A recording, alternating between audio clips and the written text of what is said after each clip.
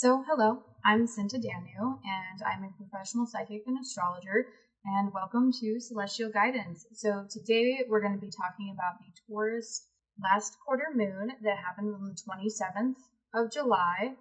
So, that's going to be in a couple days. That's going to be on Saturday. And so, this quarter moon that's coming up is going to affect the week from the 27th to the 3rd of August. So I am so thrilled to announce that I am finally doing my astrology basics course online over Zoom. So each of these workshops individually are $33.33. Now, if you bought the entire workshop series individually, that's going to come to a total about $200, just a little bit under. And so I have an amazing deal for those of you that are interested in the astrology basics course. So the first 5 people to sign up will get this course for the low price of only $125. So you'll save almost $75 if you're one of the first 5 people to sign up. Now, I only have 1 spot left at this price because I have several people who have already contacted me about this course and signed up. So there is only 1 spot left for the price of $125. Now, if you don't contact me soon and you miss out on the $125, don't panic. I do have another deal coming up. So for the next 10 people who sign up for the course, they can get the course for $150. So you're still going to be getting like a $50 discount, which is huge. So don't panic if you can't get it for the $125. There are still 10 spots available at the $150 price. Now, if you are interested in learning astrology, I would definitely sign up for this course because I put a lot of effort into it. I've noticed with a lot of other astrology courses that they're very wordy, very airy, very much about like the mental, intellectual side of things, but they're not very like practical, grounded, or easily understandable in how you actually apply this information. And because of that, I made this course and I've made it very practical, grounded, easily digestible, easily understood, so that anyone who's interested in astrology can learn astrology through this course. That was the whole idea of this course, was to make this kind of knowledge accessible to everyone, because I feel like other astrology stuff is not always super easy to understand. So basically, I'm going to be teaching you what took me 10 years to understand in 6 hours over a 6-week period. So this will save you a lot of time. You will actually understand what you're doing. Especially if you really want to go professional, I would sign up for the course. Now, if you're interested in what the courses are covering, it's all of the basics. We're going to start with an introduction to astrology that goes over what everything is literally and how it is used in astrology. So that's going to be the first class. Now, the following classes are going over those elements in more detail. So for every subject, there's going to be an hour-long workshop that goes into the actual details of what those parts of astrology are and why they're different and why they're not all the same. So we'll be going into first the 12 signs and what each of them are and what kind of adds up to make a sign, basically. Then we're going to be going over the meaning of each of the 12 houses. Then we'll be going over the meaning of each of the 10 planets. Then we're going to be going over the meaning of each of the aspects. And finally, we're going to wrap it all together, bring it all together on how to read a chart. So by the end of this course, you will know how to read an astrology chart. So if you really are looking to do this professionally, I would definitely recommend this because this will make this a lot easier in the long run. All right, let's get to the astrology then. What we're going to do is we're going to look at just the general, like the astrology of, okay, how is this affecting everyone, right? So just the general astrology is what we're going to start with for this 3rd quarter moon. So this quarter moon, for one, quarter moons are all about like letting go, releasing, endings, things of that nature. So we're really looking at, okay, what is going to end in my life? What am I releasing? What am I letting go? because that's what happens with these quarter moons. And you might experience it like the day of the quarter moon, but it can affect you up to within that week up to almost the full moon. And so we're looking at about until about August 3rd. I believe the full moon is not quite that soon, but yeah, so this could affect you all the way up until August 3rd for this quarter moon specifically. And so we're really looking into, so what is it that I'm releasing during this time, right? And so with a Taurus third quarter moon, we're looking at, Taurus is the sign of values, money, income, things that have to do with like very physical, material world, materialistic, but also like our personal values and the things that are important to us.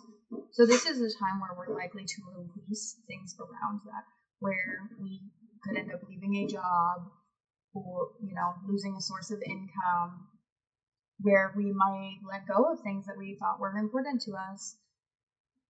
And it turns out that those values no longer align with who we are. Things of that type is really likely to happen during this time. We might also lose things, very physical things during this time, anywhere from, money that we might lose, or something that is of significant value, like a family heirloom, or something worth a lot of money, like an antique, right? So this is a time that we're likely to lose that kind of stuff, or we might just, we might sell things like that. It's a really good time, personally, I would think, to sell things, because this is a time of letting go, of releasing, and this has all to do with the material world with this quarter moon in Taurus.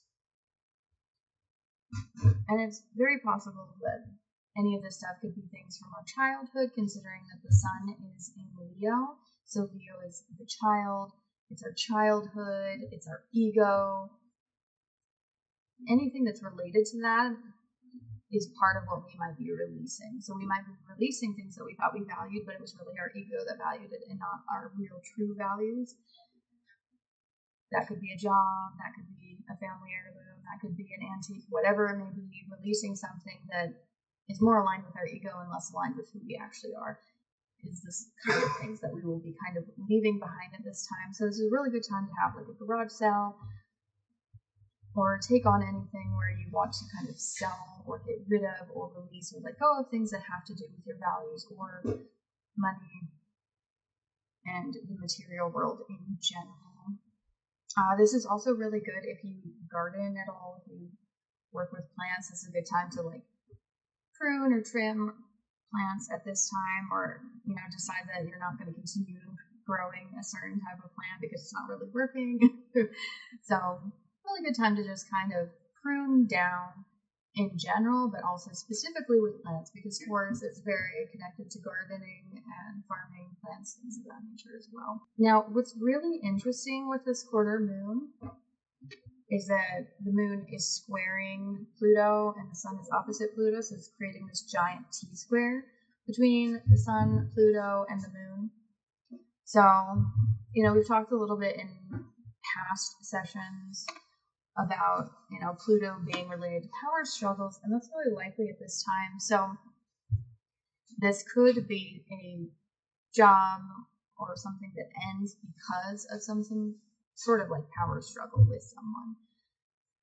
With it being in Aquarius, that could be a power struggle in relations to like associations or group. Like this could be, if you work in a job that has like a union, there could be some kind of power struggle with the union that leads to you leaving that job for some reason. Very much this association with like groups. It's also like humanitarianism and things that have to do with, human rights, things of that nature. There's a lot of power struggles with Pluto going through Aquarius in general, and it's being activated with this quarter moon. So we're really looking at that this could just be a time of certain things are having to end because you're having like this conflict with someone. And Pluto is also has a relation to like large corporations, and as you can see with large corporations, a lot of time they're not necessarily the most ethical. And with Pluto going through Aquarius, that's really highlighting that and the problems related to large corporations. And so that's kind of leaning into this whole power struggle with, large corporations, a lot like large companies. We're talking like companies that basically have like a monopoly or close enough. So definitely some power struggles there. We also have Black Moon Lilith in conjunction to the moon. It's also conjunct the South Node. So with Black Moon Lilith in Libra, we're looking at, this is a state of rebelliousness in regard to relationships, fairness, justice. So there's a lot of uneasiness and discomfort, restlessness around these areas, because there's a lot of people really wanting to break free of anything that is unfair, unjust, and not really balanced in any way, especially in regards to any kind of like legal situations, because Libra often relates to legal situations. And this is stuff that's really rooted in our past and our karma as like a collective, because Black Moon Lilith is conjunct the South Node. So the South Node is our past, our karma, past lives, things like that. So this is the karma of our collective, and we're really getting kind of antsy about it. And with it being in conjunction to the moon, the moon is searching for security and things of value with it being in Taurus, right? But that in conjunction to Black Moon Lilith and the South Node is really making this very uncomfortable imbalance between this need for safety and security, especially in the material world, versus, our intellectual awareness of what is fair and what's right, and our inner need for rebelling against systems of oppression, right? Especially with that South Node having to do with very karmic stuff. There's a lot of places, a lot of countries that have a lot of collective karma from actions in the past, and a lot of that is just really boiling to the surface with this quarter moon, which I'm sure is going to also add to these power dynamics and conflicts with Pluto, since it is trining Pluto, since it's in Libra, and Pluto is in Aquarius. Outside of that, we do have kind of a nice trine from the moon to Mercury, so that's what we're looking at. This is a time that's really good for communicating, right? Especially communicating our feelings, our needs, things around security, money, income, material, wealth, things of that nature. It's a really good time to communicate about those things, because Mercury is trine the moon. Now, it is in Virgo, so we might have to be a little bit careful about not being overly critical in the things that we say or the way that we're thinking. Don't let the inner critic get too out of control with Mercury in Virgo. And just be careful how you kind of word things, because we can be a little bit more critical. But the thing with Mercury in Virgo is we also can be more analytical, more practical, more down to earth, more focused on the day-to-day, grind, and also, what's actually useful with Mercury and Virgo. So it's very practical for actually getting our needs met and making sure that we're in a good place emotionally with Mercury in Virgo at this time. Let's see, what else do we have going on? We, of course, have Mars in Gemini. It's been there for a little bit. Mars isn't one of the fastest planets. It takes a little bit of time. And with Mars in Gemini, there's tons of motivation around learning, communicating, socializing, right? And it's coming into a conjunction with Jupiter. It's about 9 degrees out, so I would consider it, if I do a 10-degree orb, I would consider it already in conjunction with Jupiter, and we will already be feeling the effects of Mars conjunct Jupiter as this occurs. So 2 things we have. So 1, Mars in general conjunct Jupiter, we're going to want to do a lot. Everyone's going to be wanting to do lots and lots of things and want to do them quickly. This is lots of travel, lots of communicating, lots of learning. There's so much motivation around that, and then it's also just being made so much bigger by Jupiter. It's like expanding, and this is also expanding our awareness, our like philosophical self as well, with Jupiter being in Gemini conjunct Mars. So it's really making it even bigger, and so that is huge with that. And it is moving away from that conjunction with Uranus, so hopefully any potential outbursts of violence have hopefully passed on by this point. There's not going to be as much of that with Mars moving out of that conjunction. I mean, it is still with an orb, and so until it's after that 6th degree, there still could be a little bit that comes up with this quarter moon, but it is trying to move on, and sometimes when it exits is also when there is some kind of like reaction, so there might be just a little bit of, let's say, aftershock per se of any kind of sudden bursts of violence that might come from that. But we are moving away from that. We're moving towards Jupiter, so that's going to be more positive, I believe, and so that's super exciting. Saturn has moved out of its conjunction to Neptune because it's more than 10 degrees now, and it is retrograding, which is giving us a lot of time to really rethink how we are structuring our lives, if we are being responsible, if we're handling our karma, things like that. Venus, of course, is still in Leo. It's at the 20th degree, which is actually super nice for Colorado because it's on that 7th house cusp. So a lot of beauty, love, money, really good, positive things with Venus is coming into the public, right? There might also be like transactions a lot with like business partners and things like that for Colorado specifically. So that's nice. It is making this in conjunction to Neptune. That's really a little bit uncomfortable. So this could be a little bit of risk of being a little unrealistic in romantic relationships or in regards to money and values. It is kind of wide, so we won't feel it super strong though.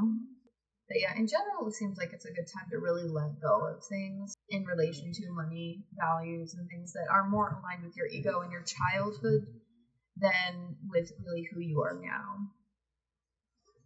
So that's my general suggestion with this quarter moon, is to really focusing on like what are you letting go of that you kind of carried, you know, only for the sake of your ego and maybe from like childhood experiences. So if you are interested in learning some new skills, if you want to learn astrology, for instance, come sign up for the workshop. I mean, or even just one of them. You don't have to buy all 6. I would suggest doing all 6 workshops because it's very good for building a foundation for astrology that is super solid in order for you to actually be able to read charts, not only for yourself, but other people. And, you know, it's quick. I'm basically going to, in some ways, going to teach you what I took 10 years to figure out, right, in 6 weeks. So if you're interested, the link is going to be in the comments and in the description for the astrology workshop. Please sign up if you're interested. I do only have 1 spot left at the price of $125, and I only have 10 spots for the price of $150. So if you're interested, please come. I would love it. And other than that, I guess I'll see you guys next week on Celestial Guidance. We have our next new moon, which is going to be in Leo. Super fun. And soon after that, I'll be starting the workshop. Bye.